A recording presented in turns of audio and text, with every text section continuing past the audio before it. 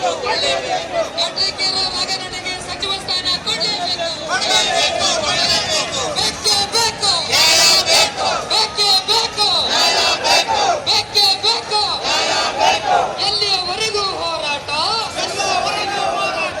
ಯಾತಕ್ಕಾಗಿ ಹೋರಾಟ? ಕಾಂಗ್ರೆಸ್ ಪಕ್ಷದ ಹೈಕಮಾಂಡ್ ಈ ಕೂಡಲೇ ಕ್ರಮ ಕೈಗೊಳ್ಳಲೇಬೇಕು. ರಾಘವೇಂದ್ರ ಇಟ್ಟಾಳ್ ಅವರಿಗೆ ಸಚಿವ ಸ್ಥಾನ ಕೊಡಲೇಬೇಕು.